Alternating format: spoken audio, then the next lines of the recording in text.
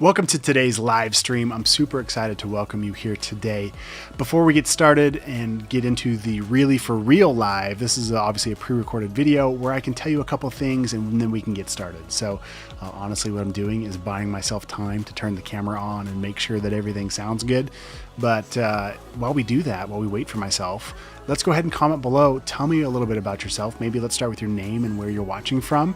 And then also I'd love to hear about maybe the latest project you're working on or your favorite software. So if you can post a link below, go ahead and post a link to your portfolio. We'd love to check it out and see what you're up to. And maybe even let us know what your favorite software is or maybe your favorite subject. Do you like web design or print design or making t-shirts or logos or branding?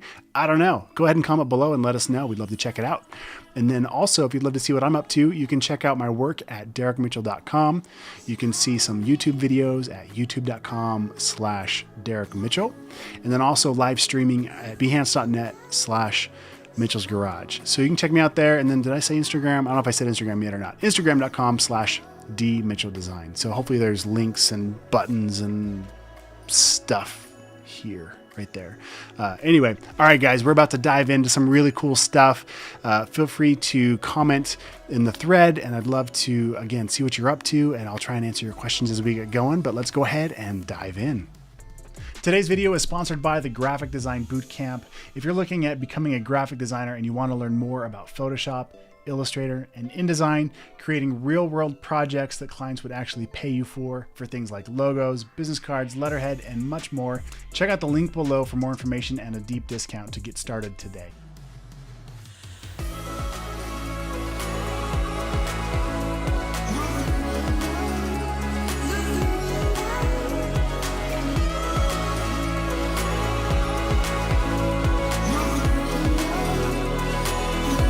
One last thing I was going to mention too, because I don't know how much time I'm going to need to turn all this on. Maybe it's ready to go and, you know, the real me, the live me can just cut this off and we can get to it. But in case I need a little bit more time, let me just tell you about myself. So my name is Derrick Mitchell. We've been over that. Also, I live in Montana, in Kalispell, Montana, actually, which is just outside of Glacier National Park. And I've got 4 daughters and a wife, and we have tons of fun doing outdoor things like riding bicycles. We float the river on our paddle boards. That's a ton of fun. I love to downhill mountain bike. That's a ton of fun. When it snows for like 9 months out of the year, we like to go snowboarding and skiing. So I feel like I'm rambling. So at any point, Derrick, just go ahead and just, you know, let's do this. Let's get live. Let's start teaching. What is going on, Miles? My dog just came to say hello. Hi, Miles. Let's say hello to the people. Come here. Come here. Come say hi. This is Miles, my poodle. We're working on his mohawk. Oh, thanks. Kisses. Oh.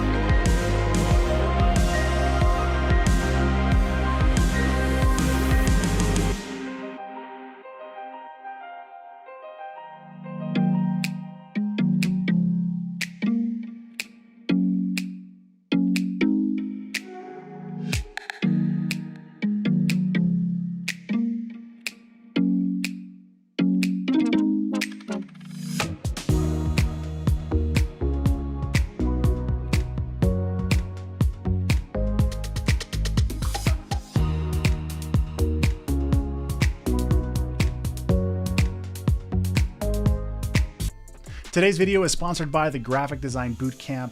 If you're looking at becoming a graphic designer and you want to learn more about Photoshop, Illustrator, and InDesign, creating real-world projects that clients would actually pay you for things like logos, business cards, letterhead, and much more, check out the link below for more information and a deep discount to get started today.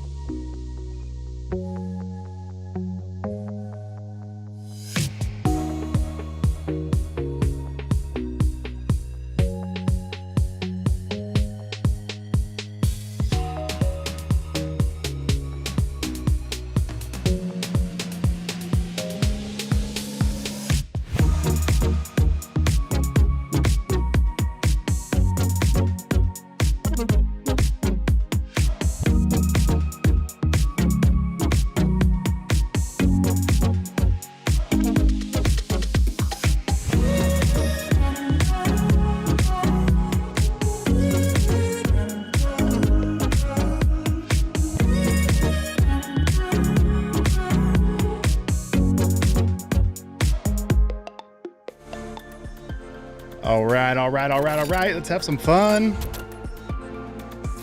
Stoked for today's live broadcast. There we are. Hey guys, welcome.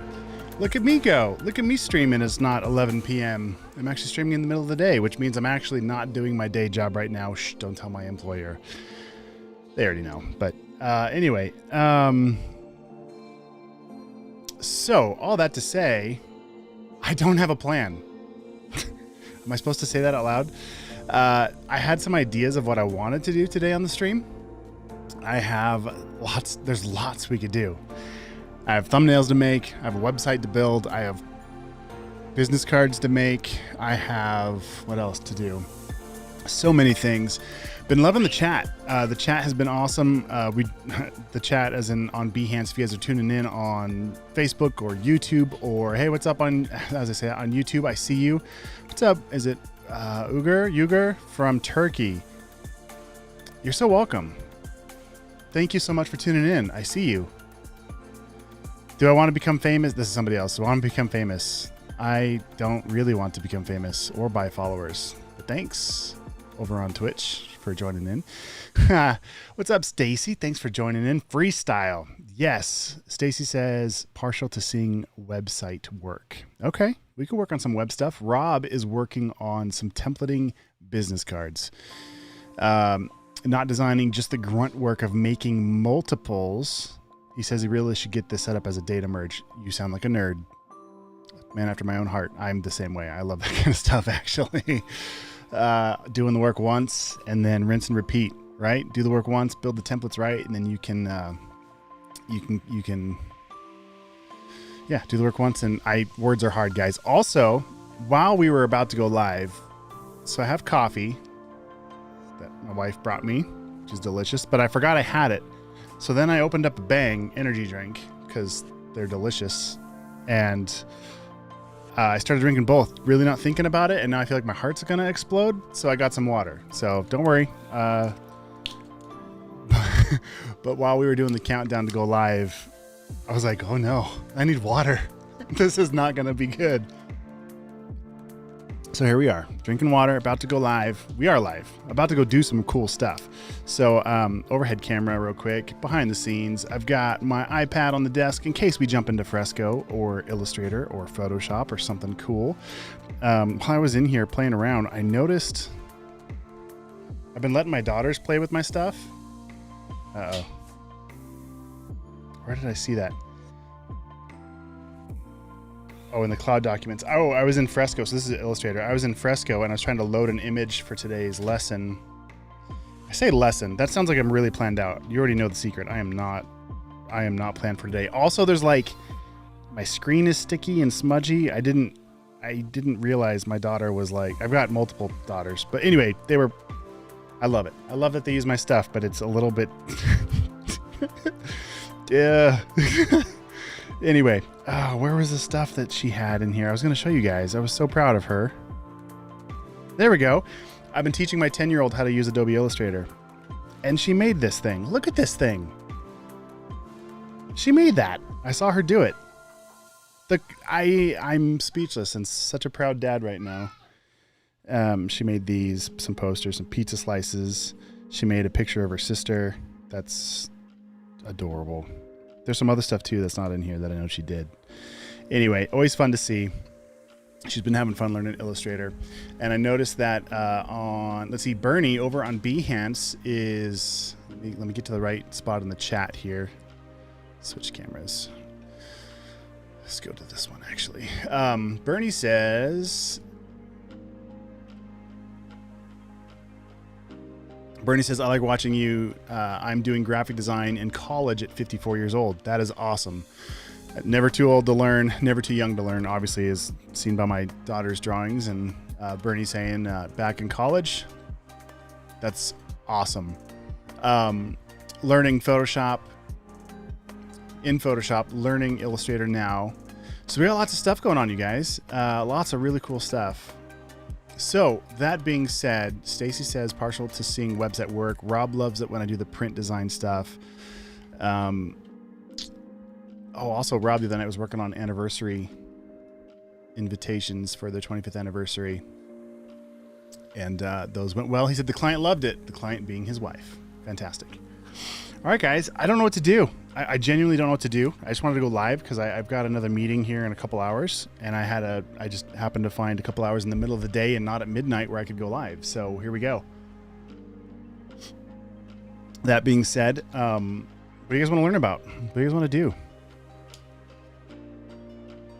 What should we dive into? While you think about it, go ahead and move these comments over here so I can see you guys. My server's being a little bit slow today, but that's all right. We'll get it all dialed in. So I was trying to make a folder here to save any files that I make for my subscribers on Behance. You can subscribe for $10 a month and get behind the scenes access and a bunch of other cool things. There's a description below. But for some reason, my server just feels like it's a Monday and it just doesn't want to do what it needs to do. So we will come back to that in a second. Let's just close this window. All right, let's make things. I could make some thumbnails, which is kind of boring. Thumbnails for my live streams on Behance. Also, here's my website, derrickmitchell.com. If you guys want to check out some other tutorials without all the extra me talking about stuff and you just want to get right to it, check out some of these freebies on my website, derrickmitchell.com/tutorials. You guys can see some of the cool stuff I've done.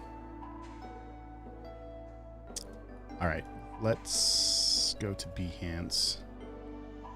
And all of my replays lately, I have not, let's go to my profile. Oh, sorry. I wasn't sure if it was going to show stream keys and stuff. I have to be careful when I pull up websites live. That was close. All right. My live streams, there we go. They're just kind of, right? They're just like thumbnails of the middle of the replay, like nothing that shows what I'm doing because I've been lazy these last few streams. Here's an example as we go further down of some of the thumbnails that I designed. So we could do thumbnails today. Ryan Henninger, dude, so good to see you in the chat. Can I do some kind of cool illustration or a shirt design? Yeah, let's do it. Why not? What's up, Ryan? Good to see your pretty face. I love that that shows up on the overlay. Yeah, we could do some t-shirt designs. That could be fun. All right, let's do it. Let's have fun. Let's just see what happens. Let's just see where this goes. Okay, so I got to compose my thoughts here. I'm pretty sure I just saw the file on my iPad. So I'm going to go to Creative Cloud. I save a lot of stuff to my files. There's the shirt right there. Oh, I'm so glad that was easy to find. That was way easier than I expected it. It's this little guy down here. So I'm going to open this up. I don't even know what application I'm in right now, but let's just open it and see what happens. I think I'm in Fresco. All right, let's go with it. So this shirt template, this would be a great asset for me to put on for my subscribers. So if you subscribe to the channel below through Behance, you'll be able to get all these files and stuff. Want to make sure that happens, but I don't want to take the time to do it right now, just because I want to keep going. So I'm going to make a note to myself in text edit, because why not?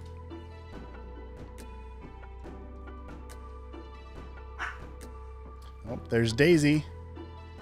Daisy's the Yorkie of the house, letting us know she's here. All right, so I want to add t-shirt design assets for subscribers.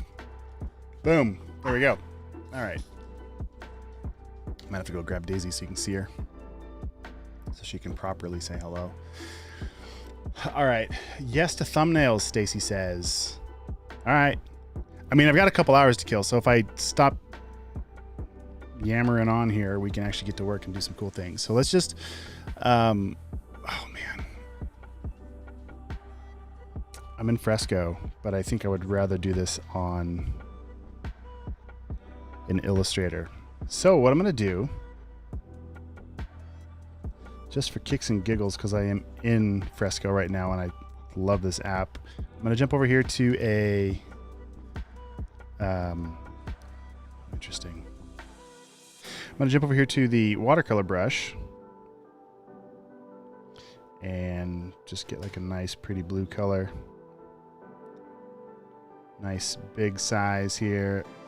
Have the water cranked all the way up, and we're just going to kind of, this does not, is this shirt transparent? It is. It's all right. We'll deal with that in Illustrator when we bounce it back. I'm just making a cool background because I feel like it, because we're here. Let's do it. All right, let's get a different color, darken it up a little bit. Same thing, make the size a little bit bigger. Guys, I love Fresco. It's so much fun. I hardly use it for my workflow though, just because I don't usually give myself enough time to just be creative and try things. Usually there's like some kind of a deadline attached to whatever I'm doing. So I don't get to do that as much as I would like. All right, shape dynamics, pressure dynamics, velocity dynamics. Let's see here. Stacy, what are you up to today? How's things? What's new? What are you working on?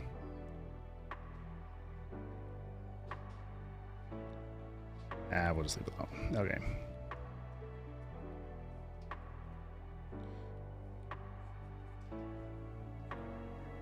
I feel like this is not turning out at all like I wanted it to. What is going on? That's the other thing. When I let my kids borrow my stuff, which I love, but sometimes they get into the settings and I don't know. It's all right.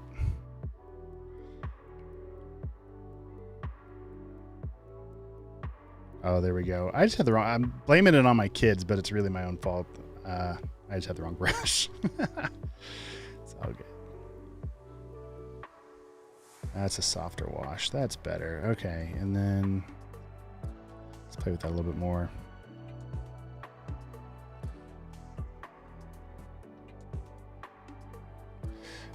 So Bernie, question over on Behance. Do you know if the Huion is a good display tablet for Photoshop and Illustrator? I bought one. I bought a couple of them and gave them away as like giveaways for some of my students.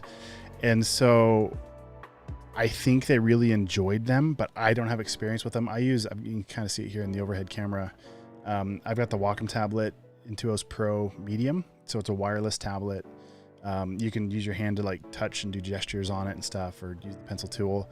And I love it. It's super great if you're in Photoshop and Illustrator. A lot of times, like I really love how this pencil feels on the glass surface of an iPad. Way better, like way better than a Wacom tablet. It's just more fun for me. Plus, I really enjoy using Fresco and Procreate and Illustrator on the iPad. They're just a lot of fun.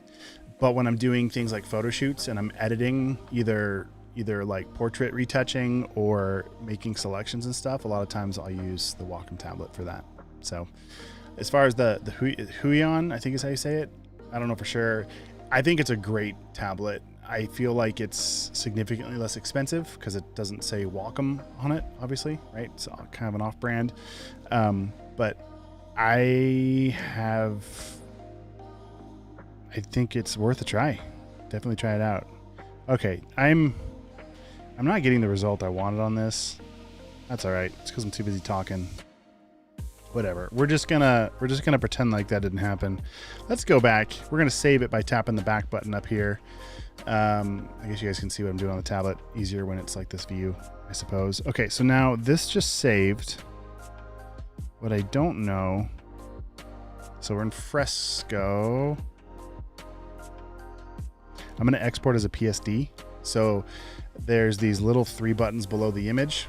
Here, I'm gonna hold my iPad a little bit better so you can see it. So, oh. Okay. Yes, enable. Oh my goodness. All right. Oh my goodness. Thank you. All right. So these little 3 buttons down here, I'm just gonna tap on that and click export as a PSD. Excuse me.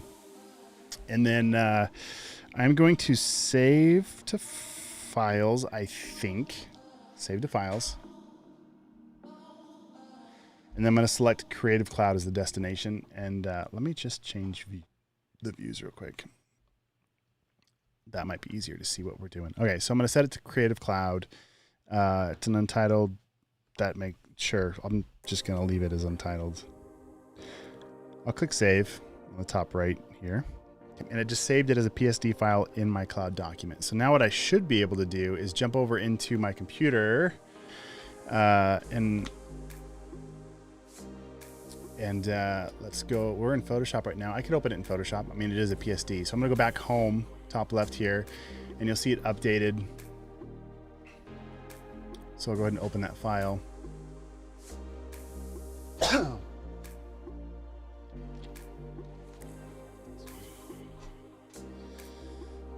All right, still uploading. Okay, so there we got the t-shirt. We've got, which this t-shirt layer is only a PNG file, but I do have this somewhere as a vector, which we'll come back to in just a second. Don't save. Okay, so there's the background, kind of a cool watercolor wash thing. Give me a couple seconds here, guys. Talk amongst yourselves, or talk to me too in the chat. Ryan, what are you up to today, man? Are you still watching? Are you still over on YouTube? What's new? What's happening? Well, I look for some apparel designs that I've done to grab this vector t-shirt file. Shout out Dylan. Daniel Chavez. Shout out Dylan. Okay. What's up, Dylan? I don't know. Okay, that's a different type of t-shirt mock-up. So here is a file. I'll show you guys here in a second. I'm looking for a couple more things as we get into it. I'm just gonna open a bunch of stuff up. Ryan says, I'm watching, man, working on Dropbox, adding images to a spreadsheet and creating images as needed. Adding images to a spreadsheet. And you and Rob sound you're kind of like in the weeds today doing some of the like the non-creative grunt work of design. I'm not saying, yeah, I'm just saying like that's the kind of stuff. It's like, ugh, right? Oh, this is cool. I forgot I did this one. I'm going to open this one up too. What's this I stumbled upon? What's up, Michelle? Dutch Guzman. Thanks for jumping in. Thanks for being here in the chat on Behance. What's up? My name's Derek, and you just stumbled upon a live stream where I have no plan, no rhyme, no reason. We are just going to town. Here, I'll show you what we're kind of doing. I've got some sweatshirt hoodies I mocked up for Unicorn Media. These are kind of fun designs, kind of a throwback. Whoa, all of my windows just closed. That's no bueno. Let me, okay. Whoops. Well, now I can't see any. There we go. We're back. That was scary. Dude, Daniel, my biggest fan. I love it. Thank you so much. All right. I wish I had like a hat, like swag I could give out to people like my biggest fan. Okay, so here's some hoodies that I designed. Colors kind of based off of this awesome skateboard, you know, late 90s grunge thing happening here. That's what those are from. Here's some hoodies, similar template, just simply with the logo just slapped on it, nothing too crazy. These files, this sweatshirt file I downloaded from Adobe Stock, cut it out, and then I masked the little strings from the hood. The hood. Sorry, my mind was singing TikTok songs about the hood. From the hood though. Really, really, really from the hood. No? Okay. Michelle's working on t-shirts. That's awesome. So this little subtle texture thing that I've got going on this logo, well, we'll break that apart here in a minute if I can find the layer. Okay, right here. There it is. I found the layer. So I've got a color effect overlay on this to make it gray. We could leave it teal. It doesn't matter.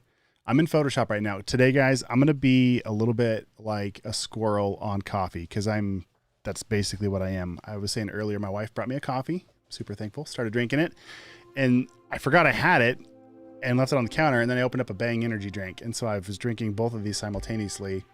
And then I realized it was a terrible idea. So I got some water. So I'm calming down a little bit. But the stream's going to be very much all over the place. And I also didn't have a plan going into this because I've got about an hour and a half till my next Zoom meeting for work. And I was like, I'm just going to go live and see what happens. So I have no plan. We're just kind of hanging out in the chat, seeing what you guys want to learn, what we're up to. And we kind of decided that t-shirt and apparel was where we wanted to bounce to. Stacy said she wanted to learn about thumbnails and stuff, but I saw that comment second after Ryan already commented about doing t-shirt designs and stuff. Oh, cool. Ryan's working on spreadsheets, adding images so his sales team can find what they need easier. I might have to hire you to do stuff like that because I'm going through the same problems with my people. All right, finding assets and stuff. All right, what's up?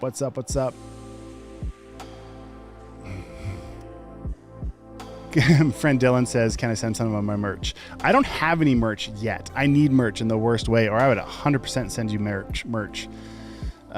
Daniel, sorry, Dylan.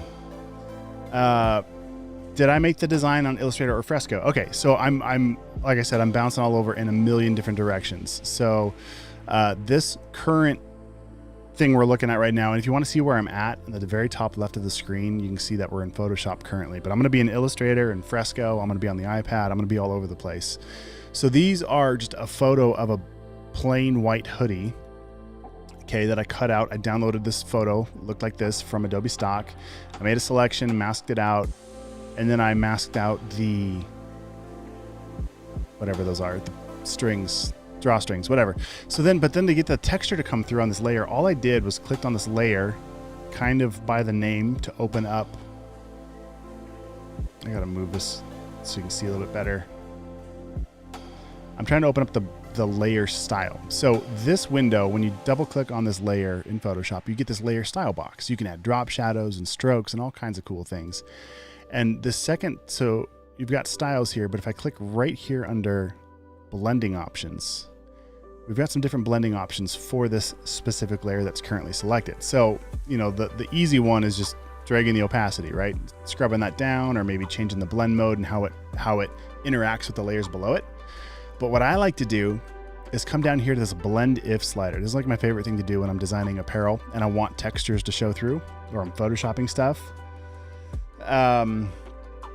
Michelle, would be dope if you can explain about the masks and layers, or if you use them. I use them so much. Okay, so we might hang out here for a little bit. So what I do, I'm still kind of talking about these layer styles, and then I'll take a big step back, Michelle, for you, so we can kind of learn about this. So the underlying layer. So what it's saying is what layer is directly underneath this one. So this layer over here on the side, you can see is selected. This is the Fab logo. Just below it is the hoodie, just chilling, right? So what I said is the underlying layer, if the underlying layer, these little tabbies here, I can scrub it. And so you see when I bring it back, these drawstrings come back behind and it breaks the illusion. So the underlying layer, if there's anything dark, let it poke through the layers, what we're doing here. So you can see as I scrub to the right, you can see the drawstrings start to go and get covered up by this artwork, okay? And if you want to get real precise with it, you can hold down the Option key. So holding that, so my hands, when I'm designing, my left hand is always kind of hanging out here. My right hand's always on the mouse. So really, Shift, Control, Option, Command, Spacebar. Like literally these buttons right here, it's like I'm playing a video game all day long, right? I'm just kind of hanging out right here. And then just about every single key on the keyboard does something on all of these programs. So for example, if I hit the letter P, it would select the pen tool in my tools, or the letter V would open up my move tool, okay?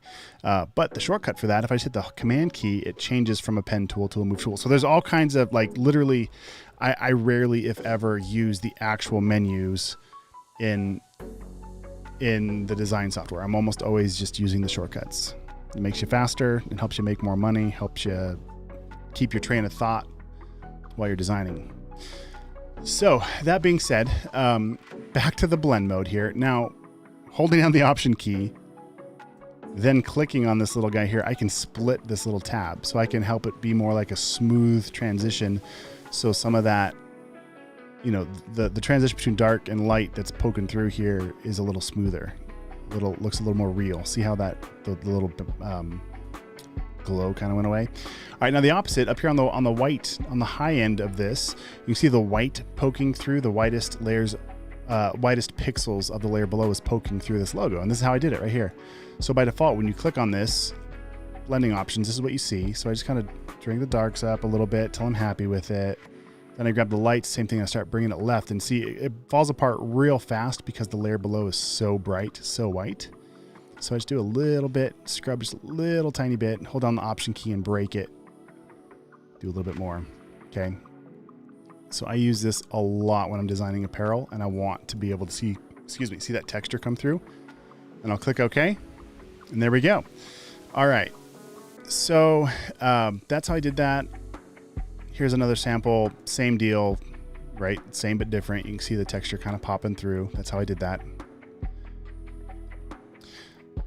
All right, so, and then this is a shape. This is another way that I design t-shirts. Oh, you know what, you guys? Wow, I've made a lot of courses and I think I have a course on how to use Procreate, and this shirt, it's on Skillshare. You can find it. Or in the Vault. I have a Vault membership as well on my website. I'm not trying to sell you guys. I'm just trying to like think through how you guys can kind of get up to speed without me going through everything on this live. All right. What's up, Karina?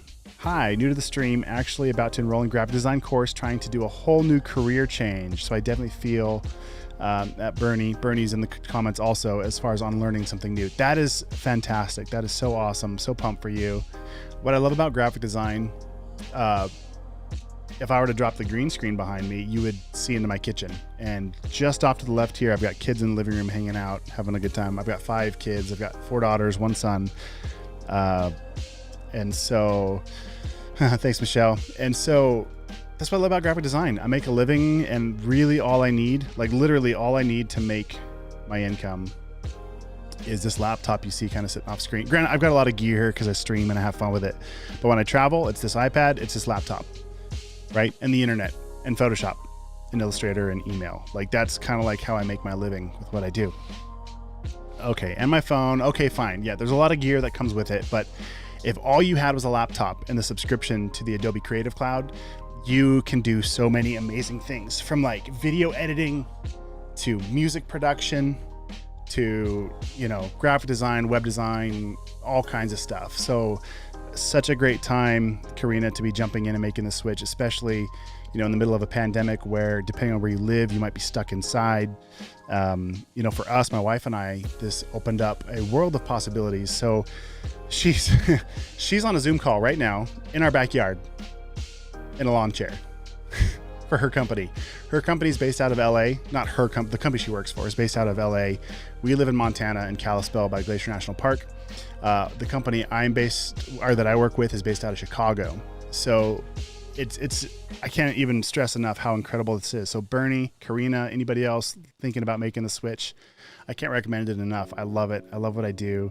I would do it for free, and I found a way to get paid to do it. So, and part of that's just by putting in the time, right? Getting really, really good at what you do, learning the shortcuts. Oh man, Michelle has 5 kids too. That's crazy.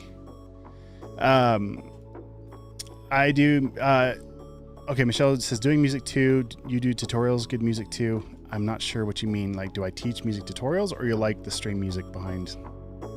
Anyway, what I'm saying is, if you download the cloud, you can get access to like, or if you have a Mac, you have GarageBand, but then Adobe Audition. Is it Audition? Yeah. You can do some pretty heavy lifting on music. Oh. Siri thought I was talking to her, but I wasn't. Okay, let's jump back into this. All right, so okay, so t-shirts. Let's make something. Let's do something cool. So the other thing I want to encourage you, especially if you're brand new, getting started, check out. So I have a subscription to the Adobe Cloud that includes stock. Okay. So stock.adobe.com has all kinds of great things, and you might just be thinking, oh, like photographs and stuff. But there's also, check this out, Hoodie Mock-Up. Okay, let's see what they got. Look at all these hoodies, right? Some of these are editable, like this one's a Photoshop file. That's pretty cool looking. Fully editable. This is really important when you're reading the description. Some of these are just a JPEG, and you have to learn how to edit it yourself, which I also have a course about how to do just that thing on Skillshare. Fully editable, just add your own text or images. That's fantastic. In fact, I'm going to just download this right now so you guys can see how this works. So I have probably 100 credits because I don't download enough, and I get like 10 new ones every month, but I don't use them all every month. Anyway, so I'm just going to click license. Oh, there's Georgia. That's my almost 2-year-old running around in the background. Do I teach? I used to teach at the college here in town. And then I kind of had to make a choice between my career and teaching to support my family. Then I started publishing courses online. So I guess I do teach. And technically when I stream now, I kind of approach it like I'm teaching something because I love it. I love being able to show how I've found success as a graphic designer. I love answering your guys' questions. So I absolutely love this kind of stuff. All right, so I just downloaded this stock image. I'm just going to open it up and see what happens.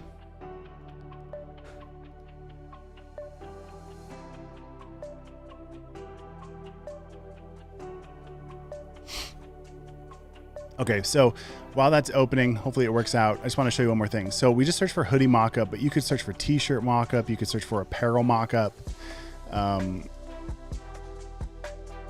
Oh, that's something else I got to make too. I got to make beanies for one of the clients I'm working for, do some mock-ups there. So like there's just all kinds of stuff. You could go take your own photos, which I highly encourage if you've got, you know, a smartphone and you want to learn how to do it, or a camera, it doesn't even matter. You could take pictures of your own apparel and create your own mock-ups. But in the meantime, if you need something that looks really, really good and you don't have a lot of time to do it, or maybe you're not quite sure how to do it yet, this is a great place to start. The other place that I really love to use is Envato Elements. Excuse me. And so it's very, very similar to Adobe Stock. The main difference with Adobe Stock, each image you download costs 1 credit to download. Credits are about, I don't know, like $3 an image or something like that. So it just cost me like $3 to download that hoodie. You get it as like a bundle. You get like 10 images a month, right? So what I love about Envato Elements is it's just wide open. You just pay for a monthly subscription and then you can download as much as you want with no questions asked. So Hoodie Mock-Up. All right, so there's some photos, stock video, graphic templates. All right, so let's go look at the graphic templates for a hoodie mock-up or a t-shirt mock-up. Could be anything. Awesome, thanks Karina. It says, pretty excited I found this stream. It helps when I don't stream at like 11 at night. Lately, between kids and work and just everything else, I've been streaming from like 10 p.m. to midnight, which has been brutal. So this has been fun being able to stream in the middle of the day. Karina says, I've been actually working with Adobe products, mostly Illustrator. I actually have some work posted on Behance, mostly illustrations, but working to broaden more of my design knowledge. That's awesome. All right. What I love, so a lot of people think, Bernie, this one's kind of for you too. I know you're learning graphic design. You're in college right now. A lot of people think you have to stick around in one application, right? Or how do I, or maybe a better question is, well, how do I get it out of my iPad into a desktop, and how do I get it from Photoshop into Illustrator? And I love taking the most of each software and leveraging what they do well, and then bouncing it to the next one. So I might do something in Photoshop to cut something out. Then I might bring something over from Illustrator because I've got a logo or something and bring it in, and just kind of use each piece of software to create a whole thing. So probably the best way to learn how I do that is on the Graphic Design Bootcamp. You can get it on Udemy, you can get it on Skillshare, you can get it on my website. You can buy it outright. Right on the homepage, just this Graphic Design Bootcamp is what I'm talking about. So totally not trying to sell you guys. I just know that time is limited, and if you want to learn more, that's where you can learn more. So anyway, we're on Elements. You can see they've got a ton of incredible templates. They're all, it's kind of the same thing, right? So now you're just kind of looking at which format is your favorite. So once you download it, here I'm back in Photoshop. So here's the mock-up. I'm going to grab my layers panel. I'm just going to bring it over here so I can kind of see what's going on. So to do that, I just grab the tab and just kind of peel it off. So we've got Artboards in Photoshop. That's a whole nother topic. But we've got these 4 different artboards here. So you can see these different layouts and maybe pick which one's your favorite. I kind of like the casual one with the hands in the pockets. I just like how the graphic looks on it. So I'm just going to zoom in here, and I want to show you real quick. So back to my design workflow. So if I hit the space bar, and I know you can't see my screen, I can't really show you both. I need to change my streaming setup. So if I just hold the space bar down, what's happening on my computer is it changes from the pointer tool to the move tool, and then I can just drag around and move my canvas around. If I hold down the command key, it changes to a pointer, so I can click on here. And why is it being weird? I'm not trying to move it. I'm just trying to select it. I might need to restart Photoshop. Anyway, so I'm constantly like that's to move around. And then if I add the command key to it, now I can zoom in and out. And you can't see that. Command or spacebar command, and then the option key. Now I can zoom out. Here's what that looks like. So I can zoom in real quick. I can move around, add the command key to it. So anyway, back to that. I'm being a squirrel and drinking too much energy drinks. I'm all over the place. Yeah, Michelle has to go. Is there a recording of this to watch later? Absolutely. It'll be live on Behance. It'll also be live on YouTube. So yes, please. Would love to have you check that out. Have a great day. We'll see ya. Rob says, geez, I heard you call me a nerd, and it's totally true. And then my publisher came by for a visit, missed a ton. It's all good, man. I was just nerding out with you, saying how you were doing kind of the grunt work of design, the nerd stuff that I also happen to love doing. Yeah, Karina, funny you talk about using different programs, because I've been playing with Lightroom and to add more natural sunlight to my illustrations just for dramatic effect. That is perfect. That's an perfect like example of ways to bounce things into different applications. Okay, so let's do some things. So let's see. Let me just see how this file is set up and if I want to mess around with it right now or not.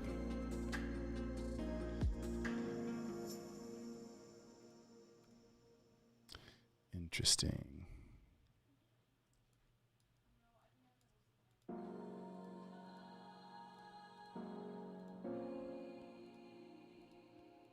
I don't know what's going on. If this is a flat file, where's my edit? Okay. All right. So most of these templates are built on smart objects. Okay. And I can tell it's a smart object because this thumbnail has this little icon in it, which I realize on the stream is difficult to see. I can't really zoom in well, but it's like, it looks like a little piece of paper in the corner of the icon. And then over here, the label, the layers tell me what this is. So this says design all hoodie, double click. All right. So I'm going to double click right on the thumbnail and it should open up the artwork in a new smart object over here. Okay. This is quickly falling apart, guys. This is not a super great example. The file's not quite what I expected, but let me just see if I can salvage this. Okay. Interesting. So what I did there, I opened up this smart object and I just filled the background color with blue just to kind of see what would happen. Let me just put some text in here real quick and let's just see where it goes.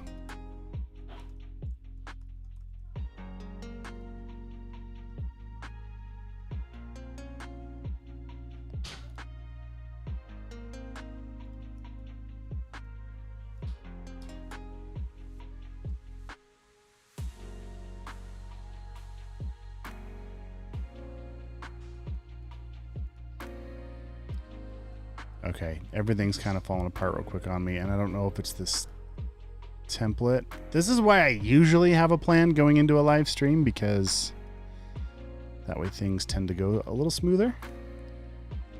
It's all right, though. I'm having a good time. I hope you're having a good time. I appreciate all the chat and the comments. It's been fun hanging out with you guys today. All I'm doing now is just adding a text layer. I just want to see if this template, like, I just want to see where this, when I save this smart object and come back to my design file. Oh, it's like literally just like dead center. Interesting. So there's no. Okay. I don't like this template. We're just going to pretend like that didn't happen. All right. On that note, so we're talking t-shirt design. Talking about some, you wanted to talk about, was it Karina who wanted to learn about masking, or Michelle? And I think Michelle had to go.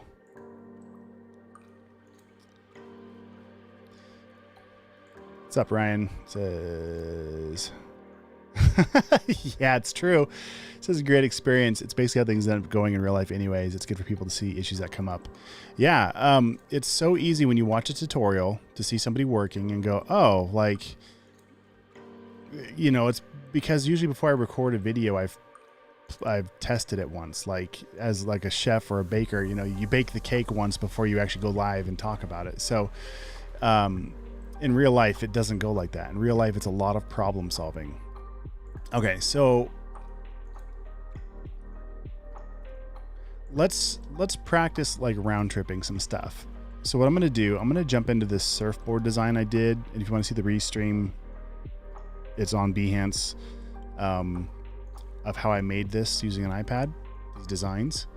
I was watching David Carson on Masterclass. Another point to like graphic design. If you want to be a graphic designer, like you never stop learning, right? You're always learning something new. So even myself, I've been doing this for over 20 years, you know, and I'm still watching other designers and learning from them, David Carson being one of them. So I made this logo for my logo design course, kind of showing how to do some cool stuff. So this is a vector graphic inside of Illustrator. I can copy this. So I just have it selected. I'm in Illustrator. I've got the move tool, or it's the move tool in Photoshop. It's the selection tool in Illustrator. Okay. It's a black arrow tool up here. I'm just going to hit Command C on my desktop, Command C to copy it. So I've just copied this to my clipboard, and I'm going to jump into Photoshop. I don't know if I want to design on this t-shirt mock-up. I do, but let's try it on this hoodie. This hoodie looks cool. I'm also going to save this hoodie as something else because this is a real project file for a client and I don't want to accidentally screw it up. So let's call this surf hoodie. And I'm going to put on my desktop for now because my server's being difficult. Too many shortcuts. Totally defeats the purpose of having a shortcut. All right, on my desktop, Serve Hoodie. Boom, saved. Oh, yeah. Yeah, Karina, the masterclass with David Carson, watch everything. It's so good. And it's not like you learn a lot about the software. If anything, it's encouraging because you see him in some of it using Illustrator, and I'm like, oh my gosh, like, hear me carefully. Like, it's not like he knows everything. I don't know everything about the software. There's so much to know. Like, you're never going to learn it all about the software specifically, but he's found a way to get his ideas into the box, right, onto the computer. And so watching him work, it's like, oh my goodness, it's so inspiring to see how he works from like a real tangible approach and then bring it in digital. Super cool stuff. Definitely check it out. Okay, so I resaved this, so now I can screw things up and kind of go nuts with it. Okay, so here's where we're at. I downloaded this hoodie from Adobe Stock. Okay, I added a new hue saturation layer and I changed the color. So here's how we would do that. If you want to change the color, I'm gonna come over here to adjustments, to this adjustments tab. If you aren't seeing this, come up here to window and go find that adjustments window. Okay, so now we see this here. We can also add adjustments. My big head's in the way, so let me hide that real quick. So down here under the layer, so we're in the layers window here. If I come down to the bottom, we have these little icons like masks and stuff. This little circle that's half black, half white here. Click on that. You can add adjustment layers this way as well. So I could come down here and click on hue saturation. So I can click here and it'll add it, or I can go to the adjustments window, come find hue saturation, and I can add it that way. Okay. So now this hue and saturation is on, and anything below this layer is going to get changed by this. So what I could do is I could come over here to the hue saturation, or to the properties window rather, which this is going to change depending on which layer you have selected. So I've got this hue saturation layer selected. My properties now are over here, and I'm going to click down this little box that says colorize. And as soon as I do that, you'll see the color starts to change over here on the left. So now what I can do is play with the saturation. So how much color is this going to be applying? I can control the hue. So what color or what hue is this going to be? Okay. Cool stuff. Now what happens, now this is pretty clean, right? Like it's only affecting this hoodie layer, but I'm going to turn this off. I'm on this hoodie layer. Down here in the bottom right, I'm going to add a new layer. And if I just click on the new layer button, it just throws a layer up above. Go ahead and delete that. If I hold down the command key and then click on the new layer, it throws a new layer behind it. Okay. Up here in my color, I'm just going to grab a new color. And again, if you don't see these windows that I'm working with, let's do two things first. So under window, down to workspace, I currently use essentials, but I've moved tabs around. So what I'm going to do is come down and click reset essentials. So now it puts it back to basically stock. Okay. This is what you should see with the Essentials workspace. There's lots of great workspaces. So there's like for painting, photography, graphic, and web. And depending on what you choose, all of the windows rearrange and open up what you're most likely to need for that project. Let's go back to workspace, back to essentials, because that's just kind of what I like to start with. And then this layers tab, I just clicked on the layers tab and I just kind of tear it off over here and resize it because I like to be able to see all of my layers or most of them as I'm working. Okay. So we've got this blank layer here. I've got my colors over here, and if you don't see all of these, this little hamburger menu on the top right, you can show more options that way as well. Okay, so I'm just gonna click, it doesn't even matter. I'm just trying to fill my foreground color, this foreground swatch with a color. And you can go to edit, fill, foreground color, and then whatever's in the front, it's gonna fill this entire layer with that color. What's one way to work? I could also add a new, come down here, I'm under the layers panel, come down to the adjustments and add a new solid color. This has become my new favorite way to work. Again, watching other people work and learning things. And what I like about it, see the difference here? When you do it that way, it adds a mask to it. And you can see it's got this little slider thing down below. So this layer below it is just literally pixels that I filled with this blue color from the foreground. But this layer above it is just a solid color. So what's neat about that, I can double click on this and it opens up the color picker window. So I can quickly change my background color, click OK, and the color updates. I can't do that on this solid layer. Like, it doesn't give me that option. It just opens up the layer styles. Okay. Anyway, just cool seeing different ways to work. There's 100 ways to do the same thing in Photoshop. So just find what works for you, right? To see what happens. Okay, so I've got this color behind the sweatshirt. Let's come back up to this hue saturation level adjustment layer. I'm going to turn that on, and all of a sudden it is not just modifying the sweatshirt, it's modifying everything down below it. Okay, so here's how we fix that. I'm going to drag this down right above the hoodie, and then I'm going to hold down the Option key, the Alt key if you're on a PC, and hover your mouse just between the two layers. Okay, and what's going to happen, you'll see it there. So if I hold the Option key and I just start to bring my mouse between the two layers, we get this little like angled down arrow thing. Okay, and if I click, still holding down Option, and I click, you see we got this little down arrow thing now. The layer kind of indents a little bit, and what it's doing is it's saying apply this layer just to the layer below. Use this as the mask, essentially. So it's not going to go beyond whatever the pixels are in this layer, if that makes any sense. I hope you're tracking with me. And if you want to undo it, hold on Option, click in between, and it's going to undo it. Okay. So now with this hue saturation thing going on, since this layer is selected, you see my properties automatically adjust. And now I can control what my hoodie color is going to be. I can also adjust the lightness if I want it to be a little darker, a little lighter. Okay. Next, what we need to do is I don't want my pull strings to be purple. I want them to be black or maybe white. So was it Karina maybe who was asking about masks, or maybe it was Michelle? So what we can do, I'm going to click over here on this little white box next to this hue saturation, and that's a mask. Okay, now it adds it by default when we added this, but let's say you want to mask something else like this hoodie. If I click on this hoodie layer to add a mask, all you got to do, I'm going to hide my head again. I'm in the layers panel. I'm going to come down to the bottom, and we see this little square with a circle in it. And if I click on that, it adds a mask layer. Now nothing is happening to it because technically, currently this mask is all white.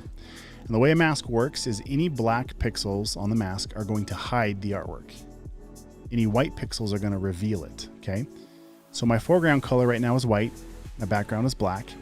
If I hit the letter D, let's say you have something else going on. Let me just switch over here, switch layers, and now you can see we're back to the blue and white. If I hit the letter D, it's going to reset my swatches to black and white. If I hit the letter X, it's going to toggle which color is in the foreground or the background. Okay, and I know that shortcut because this little tiny double arrow thing just next to it says switch foreground and background colors using the keyboard shortcut X. See that X in parentheses? That's my shortcut. So as I go through, as I've spent 20 years going through this program, you just start to learn like, oh, you know, the type tool, the shortcut's the letter T. And if you just hover your mouse and pause over a tool, it'll tell you what the shortcut is. Okay.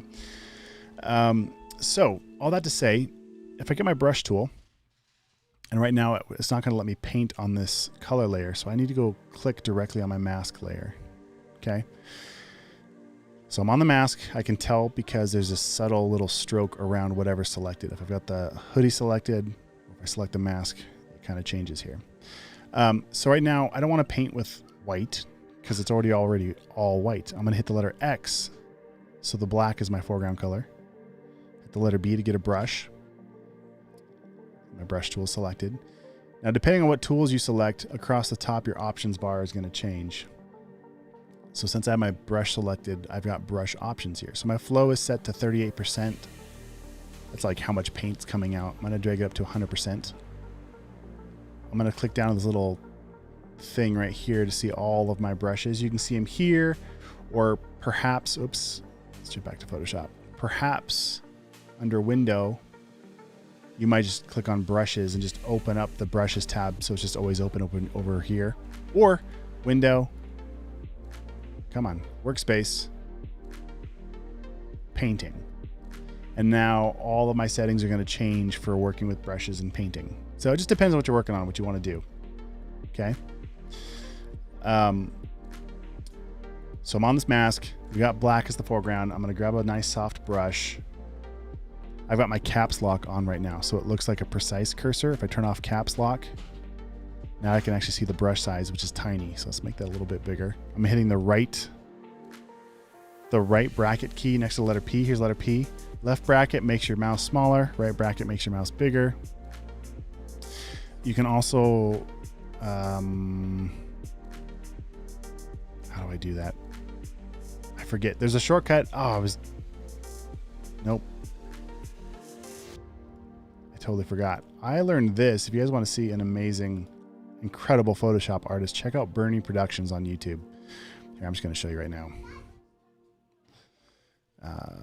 Bernie Productions.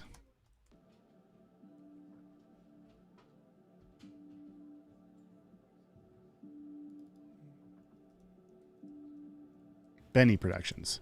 Oh my goodness. I was thinking about, sorry. Benny Productions. So check this kid out. He is absolutely incredible. I wish we were friends. I don't know him though. He doesn't know me. Anyway, if you want to learn how to use Photoshop better, check out what he does. He does some just incredible, incredible stuff. Check out Benny Productions. Okay.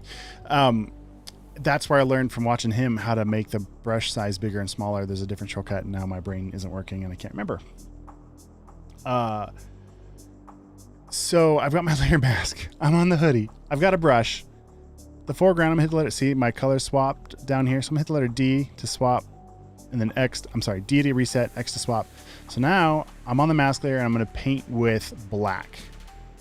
Okay, so you can see my mask, it's super tiny. Anything black is hidden.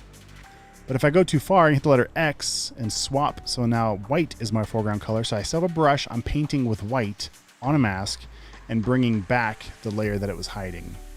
Okay. Show.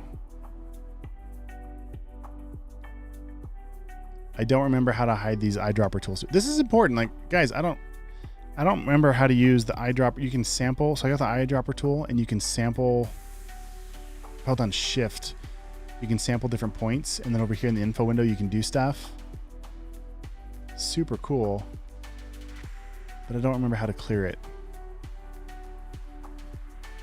And the only reason why I show you that is to show you, like, I don't remember how to do everything, and that's okay. Google is your best friend as you're working on stuff. Rob says, man, this is awesome. The layer masks are surprisingly something I don't use much, but desperately need to. Yeah, so here's how I would actually use it. So this is just so you can kind of see how this would work. So what I'm going to do is click on the mask layer. And because white is my foreground color, I'm going to hit Option and the Delete key, and it's just going to fill that mask with white. Okay, lots of ways to do the same thing, but I just basically filled it with white. Let's jump back up to the Hue Sat layer. Okay, this is the layer that's turning my hoodie purple. And I want these strings to be black. Okay, there's a few ways to do it. The probably quickest is I'm going to turn off the Hue Sat layer, and I'm going to click on the hoodie layer. And now we need to make a selection. There's lots of selection tools, lots of ways to do the same thing. It just depends on your needs. If this was a higher contrast, like these two colors weren't pretty much the same thing, you could get away with using the selection tool over here.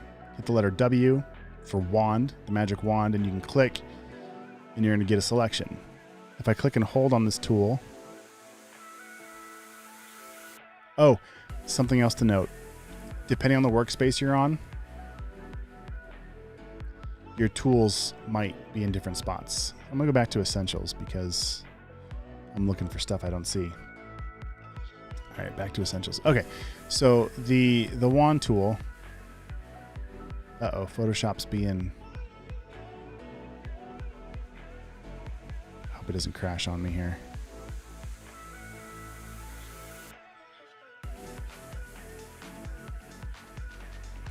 It's not letting me get the tool I need. Okay, well, let's learn something else. The pen tool is my favorite tool for making selections. It's a little bit slow, slower than like letting Photoshop do the work, but in something like this, if you want it to be exact and precise, the pen tool is your best friend. Okay. So I've got the pen tool selected, letter P. Up here on the top, I want to make sure I have path selected, not shape. If I have shape selected, it's going to do just that. It's going to draw a shape. Okay. I don't want the shape. I don't want the fill. I just want the path that the pen's going to make. So over here in my layers, you see it created a shape. I'm going to delete that by clicking on the trash can. I'm going to come up here with my pen tool selected and change it from shape to path. And then I'm going to click and then click and drag. And anytime you click, it adds an anchor point. And when you drag, it rounds that anchor point out. So you can get really precise selections, okay? So I'm going to, I guess we'll just make the whole selection. It's fine. And then if I hit the option key, so right now it's a pen tool. If I hold down the option key, it converts it from a pen tool to an anchor point tool. So I can grab this handle and say this path's going to come to here, but when it gets to here, I want it to make a hard angle and follow this direction, okay? So the pen tool is going to be something you're just going to have to kind of experiment with and get better at. If it's overwhelming, again, remember I've been doing this for years, and just practice clicking and dragging, click, click, drag. And if you do the wrong thing, Command Z is your friend, or go to Edit, Undo, Command Z. And you can just step it back to where you need to go. Now I'm holding down the space bar to change from the pen tool to the hand tool so I can move where I need to see, and then I let go and it snaps right back to the pen tool. Okay. Space bar, pen, click and drag, space bar, pen, click, drag, then let go to get those nice rounded edges here. Okay. And so this isn't going to be perfect, but I'll show you how we can make it perfect after we make our selection. Okay, so now I've got a path. Well, now what do we do with this thing? So over here, I've got a paths window, okay? And if you don't see that, you should see it by default. But if you don't see it, go to Window, down to Paths. And what I can do with this path, what I like to do is I'll double click on it first, and I'll give it a name like cutout or something, whatever, depending on what I'm doing, to save that path in there. Now, if I hover over it, hold down the Command key, or if you're on a PC, hold down the Control key, you should see this icon. And now I just have to click on it, and it converts my path to a selection. Okay? So now that I have a selection here, here's what we can do. I can click back on the mask on the hue saturation layer. Let's turn that on so we can see what we're about to do. And there's a lot of ways to do this. I could simply fill this with black. So I've got a selection, so only inside of this area is going to be affected. On the mask, black is my background layer. So if I go to Edit, down to Fill, I don't want my foreground layer because that's white. It's not going to do anything. I want my background layer, which is going to be black, or I can just click on the word black down here. Same thing. Okay, background is black over here. So now this is going to be filled, this mask is going to be filled with black. Okay, now what happened is, now I want to deselect the selection. So I'm going to come up here to the select, deselect, and now those marching ants go away. Okay. And now I've got a mask. If I hold down Shift and click on the mask, I turn the mask on and off. So technically the whole thing is still there. We're just telling this part not to, we're just masking it. Okay. Now look, if you want to get really picky and make it look as perfect as possible, you can see that my edges are pretty hard. They're not a nice soft transition. And you can see I didn't get the line selected where I need to. So here's what we can do. On the same mask layer, instead of having a selection now, I can jump back to the brush tool, the letter B. I'm just going to grab a soft round brush. It's a little bigger than I want it to be, so we're going to make it a little smaller by using that left bracket key on my keyboard, or coming up here and just dragging the size, right? Dragging it down. The hardness, I want to be 0. I want it to be a nice soft edge. The harder it is, you can see like this brush sample next to it. See how that's a very crisp line? That's because the hardness is set all the way to 100%. If I soften it up, put it at 0, you're gonna have a nice blurry, soft edge, okay? So now, as I paint on this, I'm painting with white. White's my foreground color, so it's actually revealing this mask. So I'm gonna hit the letter X to swap, so now I'm painting with black, okay? And so now I can kind of come through by hand if I wanted to and get real picky about this selection if I want to clean it up and make it just perfect, right? So this is the kind of stuff where I would probably switch over to my Wacom tablet.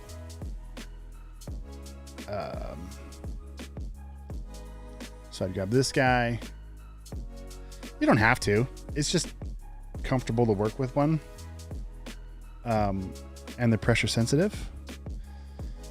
But if you don't have it, using a mouse is going to work just fine.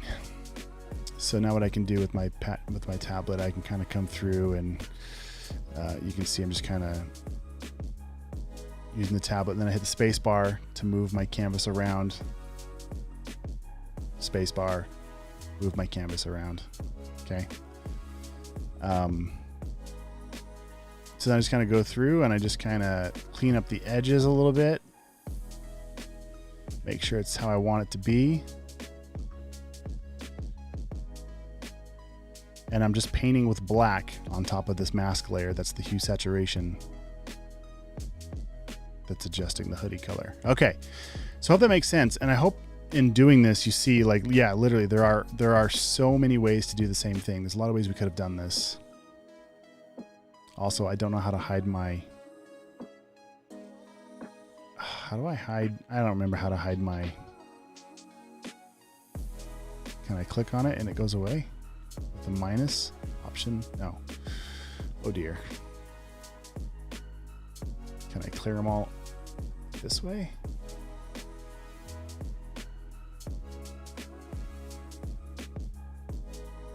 There we go. All right. So we got one down. We got to do another one. Okay.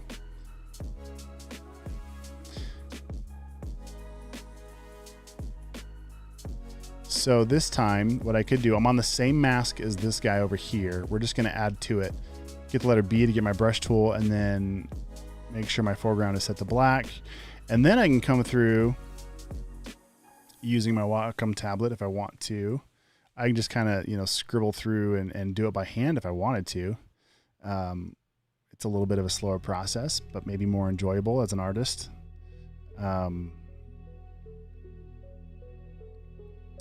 Okay, so something else too. I'm on this tablet.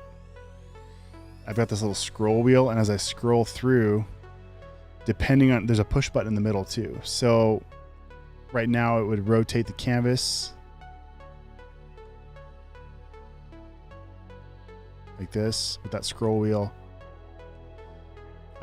If I push it again in the center, I can change it and cycle through to make my brush size be what it changes.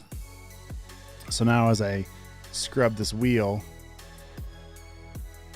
I'm scrubbing the wheel, and it's changing the size of my brush. Super cool stuff. Yeah, Karina says to use Wacom tablet too, so I agree it helps. Yeah, it's a lot of fun. Yeah, I read chat now. What's up, Only Dre Dog? I see you over on YouTube. I read the chat. What's going on? All right, so anyway, this is another way to work. Slower way to work, but depending on your preferences or what you're good at, maybe you're not quite comfortable with the pen tool yet. This is another way to work. I'm going to speed this up a little bit though. So I'm going to jump back to my pen tool, the letter P, and I'm going to turn off this overlay so I can kind of see what's going on here a little bit better. Oh, you know what? These little eyelets would not be purple either, so I need to include this in my selection. Oh wow, I didn't see you. Only Dre Dog says you were here earlier, but I wasn't reading it. Sorry, I missed you. I don't see you. Were you here as a different? Oh well. Anyway, streaming software. So I use Ecamm Live, and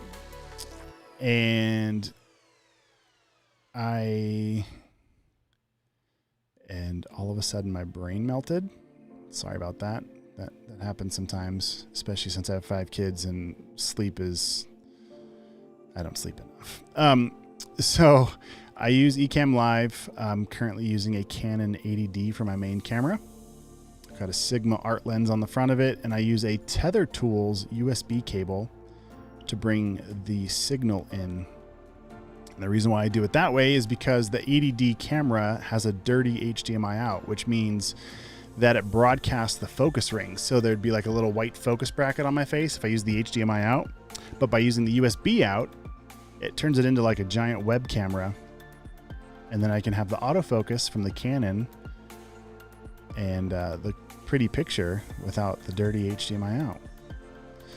So, okay, so I use that and I bring it into Ecamm Live for the main broadcast. And then I broadcast to Restream, which then republishes the stream to Behance and YouTube and Facebook and Twitch. I'm all over the place. What do I do? Like fixing? What's your go-to for fixing perspectives?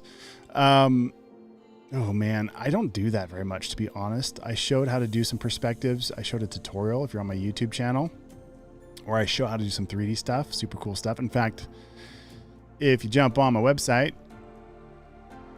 and you go to tutorials, I think this is the one you're talking about. I scroll down a little bit. This guy, Vanishing Point Filter and Smart Objects in Photoshop. This would be the way, if this is what you're talking about. Vanishing Points, Smart Objects. Check that out. That's how I do it. I've almost got myself a basketball team. I know, right? My oldest is 12. She's almost 5'8". She's basically as tall as my wife now, which trips me up every time she walks around the corner. I think it's my wife. She's 12. She's going to play volleyball. Okay, so I've got my path tool. I've got my path closed here. Over here, you can see I've got two different paths. I got the original cutout that I did. And check it out. The path wasn't even selected. If I deselect the path, I'm in the paths window. If I just click off here, you can see they get deselected, but they're still there. So I can click on this work path and it comes back. You see it lights up blue. I can deselect it by just clicking off here.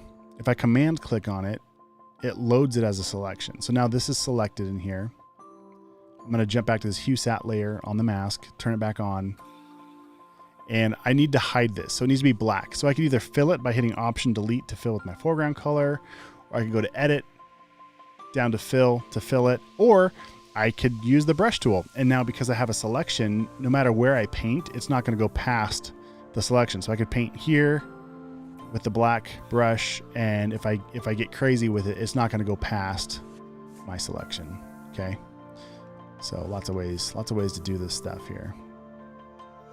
All right, let's deselect that. It looks pretty good. I mean, it could be better. I could clean it up, but it's pretty darn close. And nobody's going to zoom in, especially a client. If you're just showing them a mock-up, they're not going to look this close.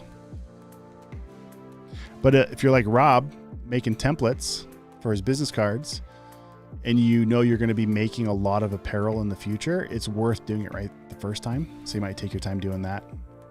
So basketball makes you get taller? No. I think over on Behance, Karina was saying that I have so many kids, I basically have a basketball team, which is true. Actually, my wife coaches basketball, varsity girls basketball. She did. She didn't this last season. And I was just saying, my daughter is so tall. I'm tall. I'm 6'6". I'm a big guy.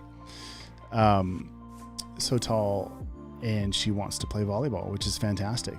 She'll be able to like spike it at the net. No problem. That's all. That's all I'm getting at. All right.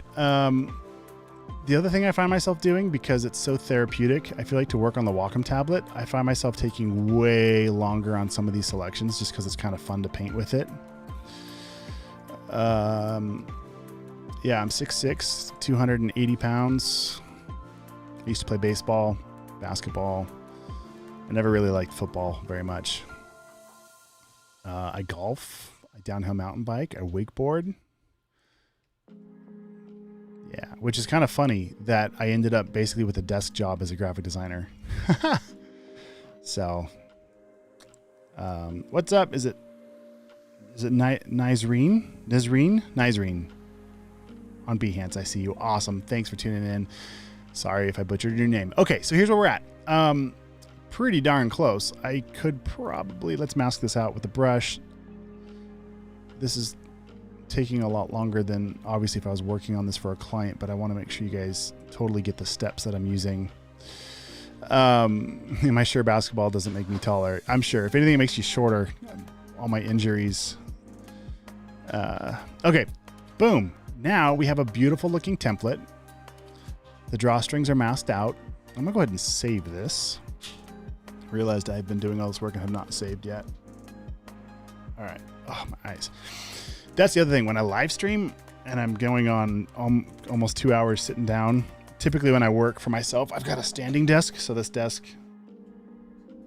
it's going to me go up in front of the camera. I've got a standing desk, and usually I stand and work. But when I stream, because of the cameras and the lights and everything else, I sit. So then I sit for too long. It's bad posture. It's bad for your health. Don't do that.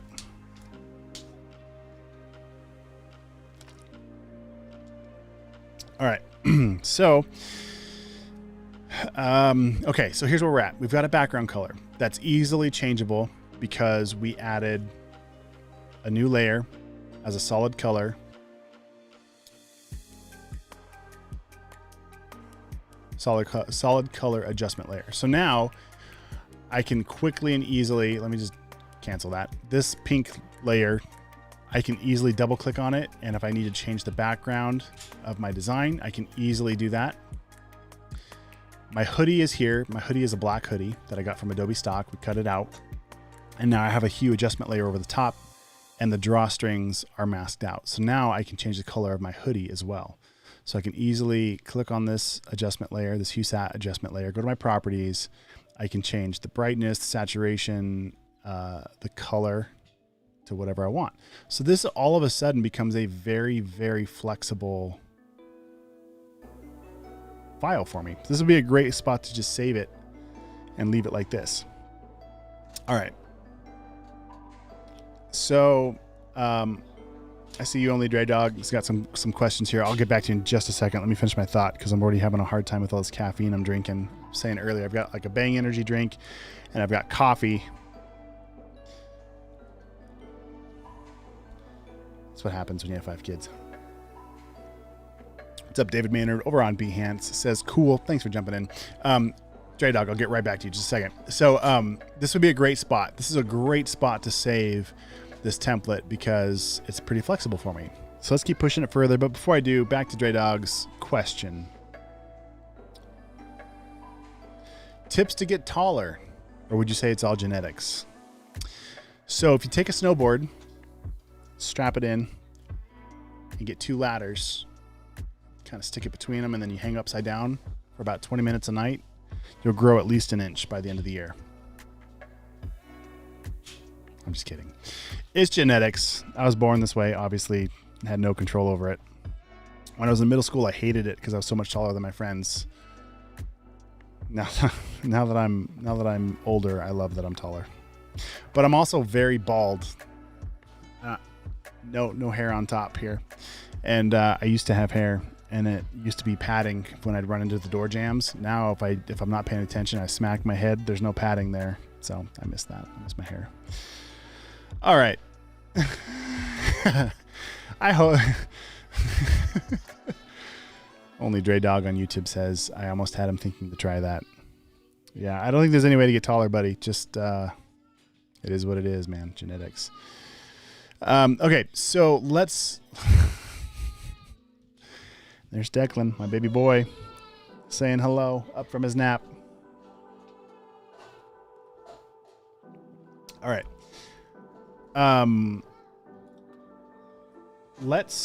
So we've been in Photoshop for a while now. There's more I could do to this template, but for those of you who don't want to wait for another hour for me to get to the point, let's go ahead and bring over some artwork.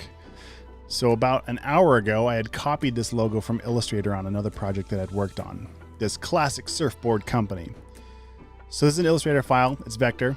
I've got it selected with my selection tool. I'm just going to copy it, Command C. And I'm going to bounce back over to Photoshop and paste it by hitting Command V. So now I have the option to paste a smart object, pixels, path, or a shape layer. And I want to use a smart object. You can use these others. 90% of the time I'm using a smart object. I'll click OK. So by doing that, it remembers that it's vector. So I can scale this up as big as I want it to go without it getting pixelated. I apologize for the crying baby in the background. It's part of life, part of dad life. Only Dre Dog, what age did I stop growing? Let's see, I'm 6'6" now. I stopped growing height-wise probably my senior year in high school. But I'm still not done growing this way as I get older. I have to work hard not to get that the dad bod, as they would say. Oh my goodness. Okay, so the next thing we want to do now, I want these drawstrings to go in front of this artwork. A few things we could do, but if you remember, we already made a selection. So I already have this work done for me once. If I hadn't, what I could do, this is a vector smart object. I could add a new mask to it. You know, I could use the brush tool to draw over this and kind of hide it, or I could use a selection tool and fill it with black. Lots of ways to work. I'm going to Command Z, undo that. I'm going to use the mask right here. We've already done this once. So I'm going to hold on the Option key, click and drag on this mask and slam it right up here on top. So now I've got two masks that are identical. Okay. If I turn off the hue saturation layer, this artwork is still being masked in the same place. Okay. Now here's where it gets a little interesting. If I want to move this layer around and I click and drag, you'll notice it still gets masked out. What am I trying to say? The mask follows the layer. We don't want to do that. We want to leave it where it's at. So I'm going to hold on the Shift key.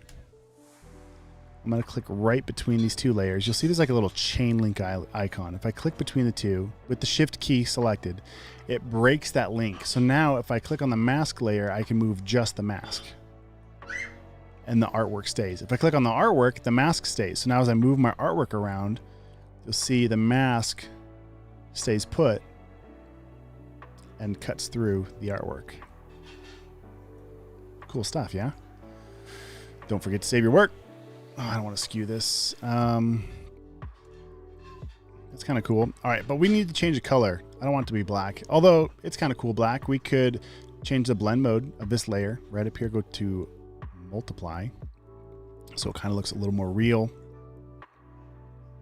Then what we're going to do, double click over here. And I'm going to change, and by over here, I mean, I'm on the artwork layer of this logo. I don't want it to click on the title, because if I click there, it's going to make it so I can rename it. You want to click off to the side in the layer. Double click there. I get my layer styles open, and here's where we come back to this blend if slider. So I want to grab these sliders, and this purple color is kind of a mid-tone. So you might have to drag this pretty far before you see any changes. That's all the way, and nothing is changing. Oh, maybe it was just slow. And I'll grab the black slider, hold on Option and split it. And just kind of dial it to your preferences. But now if I click OK, question over on YouTube, only Dre Dog, you think I should start learning Illustrator or is Photoshop good enough? So you can see how that texture comes through because of that blend style we did. Boom, that looks pretty good. I think I tell my friends and tell my wife, if I ever got stuck on an island, I'm bringing Photoshop with me because it basically does everything. Like literally everything you could possibly do, Photoshop can do it. So if you enjoy Photoshop, hang there and enjoy it. Have all the fun, get really good at it. Like I was saying, Benny Productions, this guy, if you want to learn how to be a master, he goes a little fast. He's more about like time lapses, but if you watch his process, you're going to learn a lot of cool stuff. Definitely check out his work. Super cool guy. As far as learning Illustrator, here's the deal. If you want to make a business out of this, you have to learn everything. You just do. You just need to like get good at everything. Not get great at one thing, whether it's Photoshop or WordPress or whatever. Okay.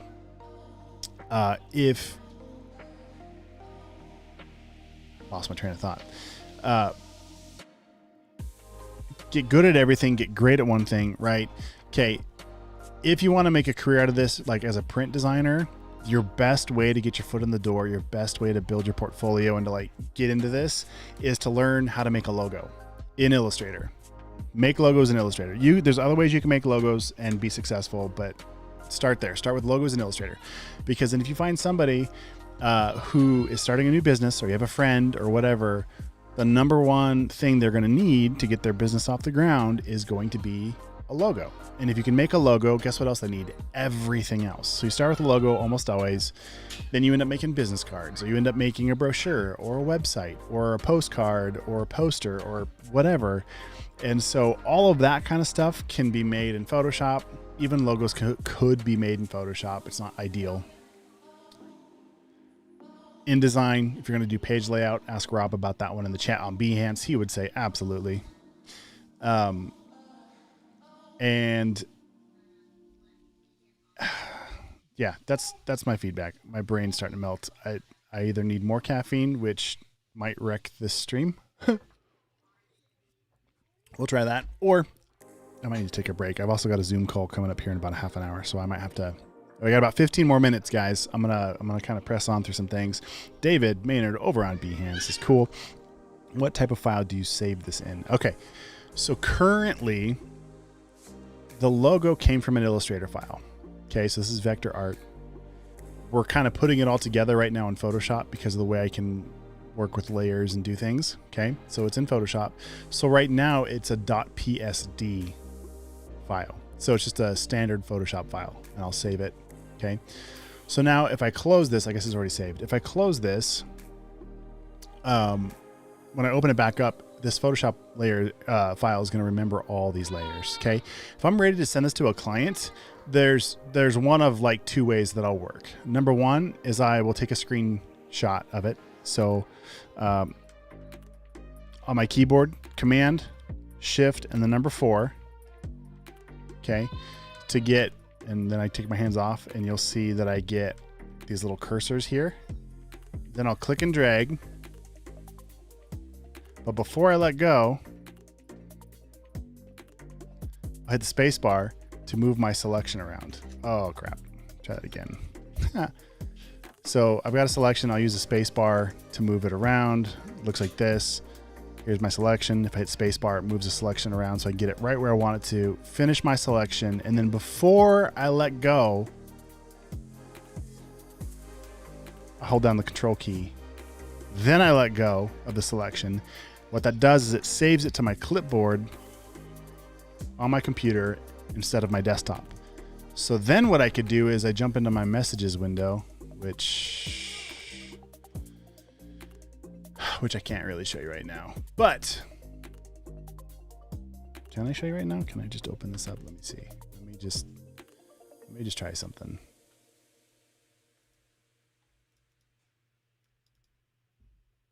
Can I double click? Will it open up? No. I want to show you how this, so basically what I do is I just paste it right into a text message window. So anyway, and then that way I'll send to my client directly that way. That's one way to work. The other way to work, to get this out of the box, to share it, to answer your question, David, I guess you didn't really ask this question, but hopefully it helps make it clearer. So in Photoshop currently, in whichever program you're in, almost all of them, if you go to File, there's going to be an export menu. Okay. So I could export this because, you know, if you don't have Photoshop, you can't open the file. So I would export this either as a quick PNG export or click Export As and send them a JPEG. Okay, change my format to JPEG. Make sure it's at 100%, whatever. Click Export, and then they'll have a JPEG that I can email somebody if you want to work that way as well. As far as Benny Productions, yeah, only Dre Dog says, yeah, I think every designer watches him. He's awesome.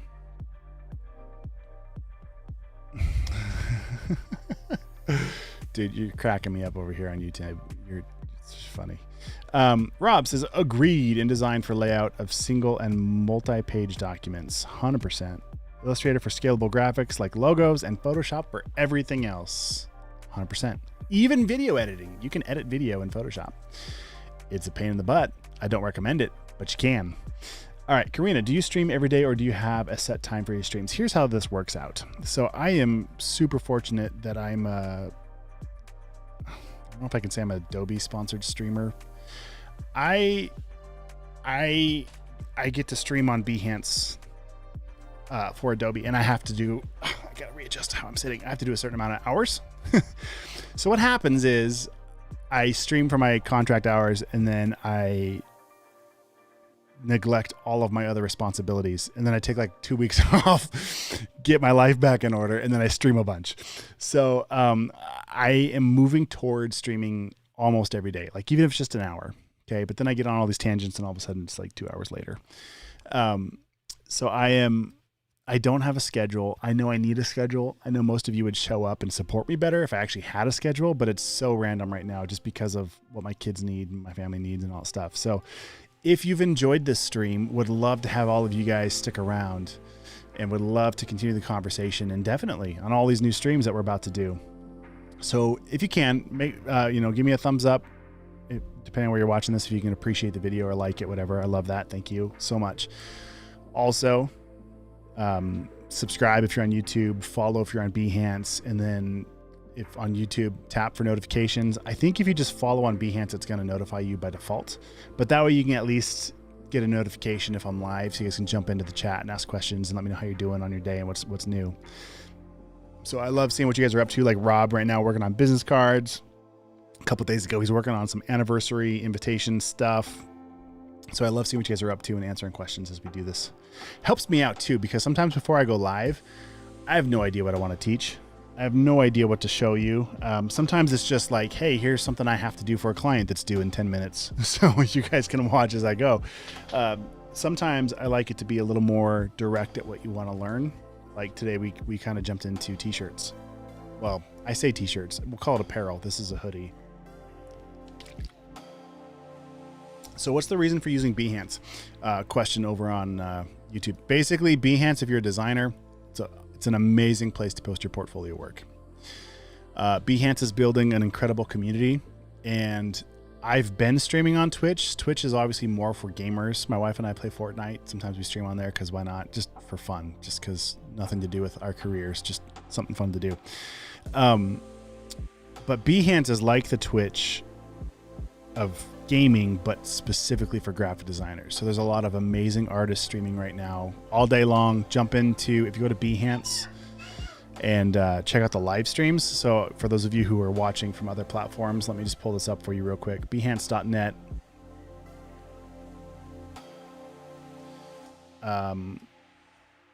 So they're just some incredible projects, right? Incredible projects. So inspiring to see what people are up to. You can see today's work in progress. Obviously, I'm up here because I'm currently live streaming on the homepage. But if you click up here on live streams, it's like the Twitch of the graphic design world. Okay.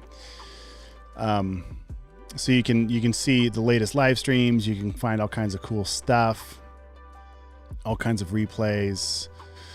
Oh man, I gotta work on my thumbnails. See all these waves? I took this drone footage forever ago, but this is all me. All these things that pop up here, these are my replays. If you guys want to check them out, I desperately need to update we should have done that, Stacy. If you're still in the chat, Stacy said we needed to do the thumbnail thing, but we went a different way with it. Anyway, so check out Behance.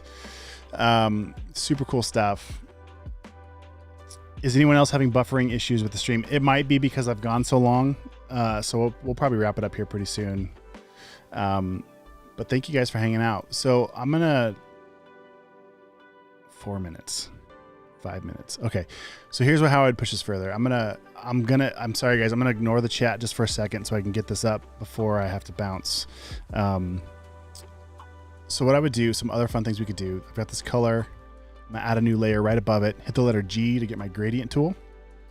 No, I'm gonna hit the letter I to sample this color. That's my foreground color. I'm gonna click on it, and I'm just gonna drag the color down just a little bit, just to make it a little bit darker. I'm back on this empty layer here. Hit the letter G to get my gradient. Click and drag from the bottom. Hold down Shift to make it snap perfect, and then let go, and you can see I've got the subtle gradient in the background. So with my gradient tool selected in the options bar across the top, you can see right here, we can change what gradient we're using. So by default, you're probably going to see this first preset, which is just going to be whatever the front color is, fading to whatever the back color is, whatever two colors you have selected. So the next one over is foreground to transparent. So whatever the top color is, and then to transparent. So in my layer, you can see it just drew a gradient of the darker color and then just kind of fades it out. So then this color shines through below it. I hope that makes sense. So I could do that. Let's make this canvas a little bit larger. So let's go to image. Oh man, what's the shortcut? I know the shortcut. I don't know if that's the right one I want to do. Yeah, let's try and do it this way. Image, canvas size. So option, command C. Okay, and right now my canvas size is pretty huge. It's 3,800 pixels and change by 4,900 pixels. So I'm gonna say relative. So I'm not trying to set it to a new size. I just want it to be like, let's say like 500 pixels wider, maybe 500 pixels taller. So it's just going to blow the canvas out like that. If I click from the top left corner up here, it's going to add those 500 pixels to the side and down, right? Or if I do the top right, it's going to go from the top right and blow those pixels out to the bottom. I'm just going to click on center. So everything, so it's going to add 250 pixels to the left, 250 pixels to the right, top and bottom. Okay. It's going to divide this in half. Click OK. Boom. So that's not, I need more space. Image, canvas size. Let's just add like 1,000 more pixels, which is going to be 500 pixels on all sides because it's blowing it out from the center. Click OK. Let's grab this gradient. Let's free transform it. Command T. Scale it up. Maybe move it down. Now let's add a little shadow. So this guy looks like he's floating. So right below my hoodie, I'm going to add a new layer. Lots of ways to do this. Hit the letter D to reset my foreground color to be black. Hit the letter B to get my brush tool. Let's make sure we've got a nice soft round brush, and let's make sure it's big enough for me here. And I could change my flow right here, drop it down to like 25% or something. If I hold on the shift key, whoops, it's gonna make it straight. Okay, that's one way to work. I'm gonna show you a couple different things, okay? Well, that's too dark. That doesn't even look real, right? So we're gonna go to this blend mode, change it to multiply so it kind of blends with the background. Turn the opacity down quite a bit, okay? Then, let's call this shadow. I'm gonna come up here to filter. Let's go down to blur, do the Gaussian blur. It kind of blurs it out. Just choose whatever makes sense. Click OK. I can even free transform this layer, Command T. Scale it up a little bit or down, whatever. It doesn't matter. I'm just kind of showing you, like you can adjust it after the fact. Super subtle effect. I can scrub this back up if I want it darker.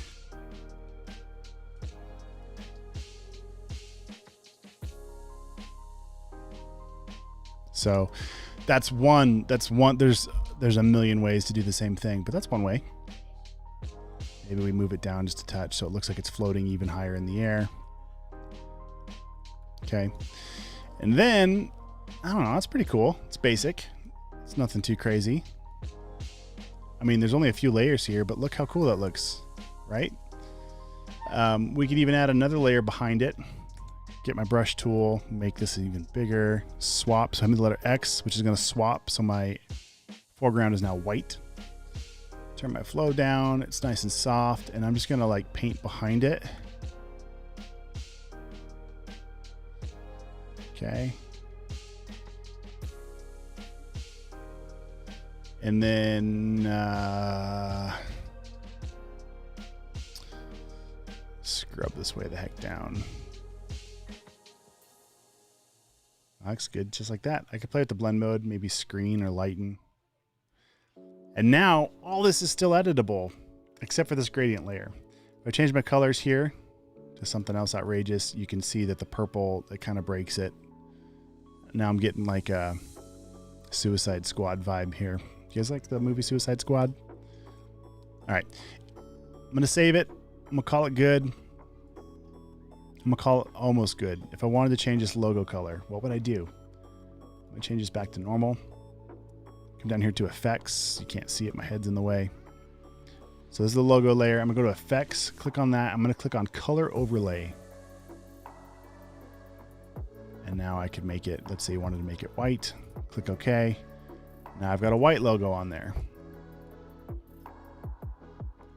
And that's because I've got an effect applied, which I have the little eyeball here. I can turn that on and off pretty easy to turn that color fill on and off. Cool stuff, you guys. I actually like this a lot. I'm going to use this template on other things. It's cool. All right.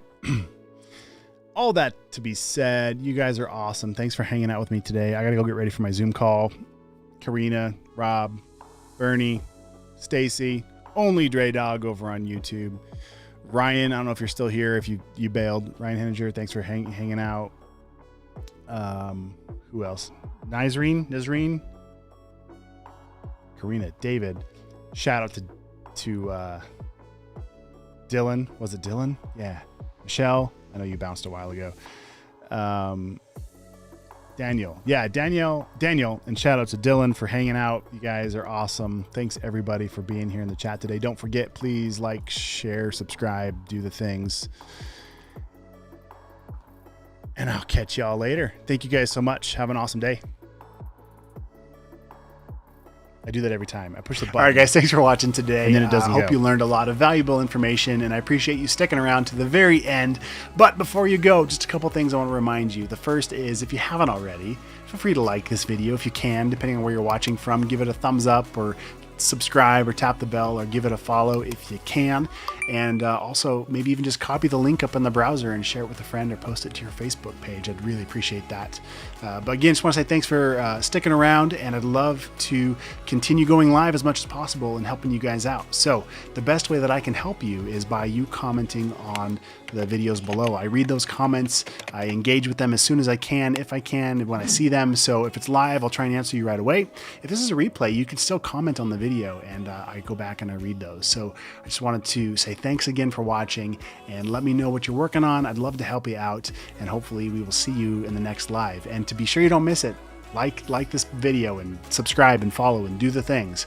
All right, guys, thanks for watching. We'll talk to you later.